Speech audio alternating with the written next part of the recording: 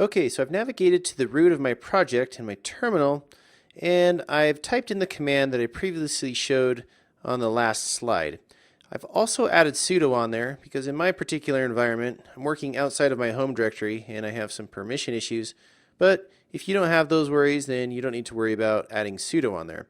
But essentially what I'll do is I'm calling the composer.far file again, and I'm saying, hey, let's go ahead and require the ZFTool for this particular project.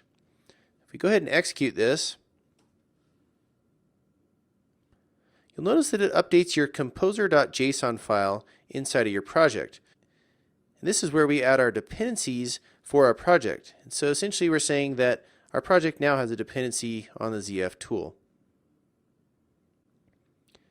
And ultimately that composer command went out and cloned the ZFTool from the GitHub account.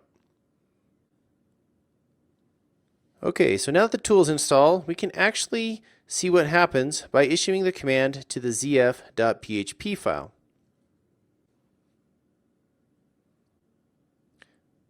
Okay, by issuing a call to our zf.php, you'll notice that it gave us a bunch of usage for that particular tool. All right, let's go ahead and clear this up.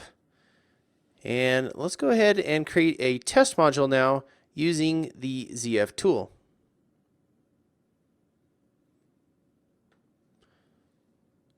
So all we need to do is make a call into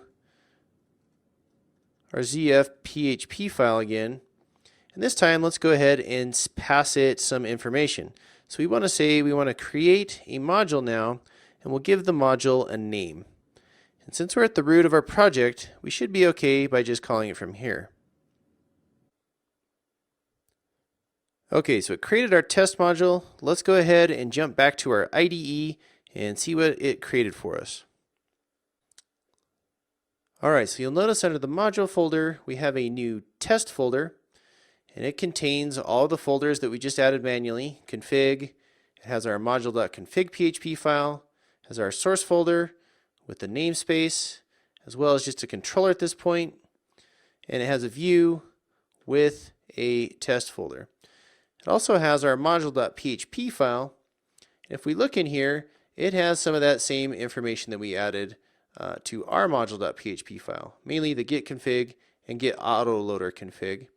And then we can look at the module config.php file that returns an empty array, and essentially we are good to go at this point. So this did not create an autoloader underscore classmap.php file, and that's probably because for most of the time when you're creating modules, the standard Zend autoloader should work. So however you want to create your modules, you can either use the ZFTool or the manual way. And now that we've done it both ways, obviously you can see the power of the ZFTool and how fast I can create things for you.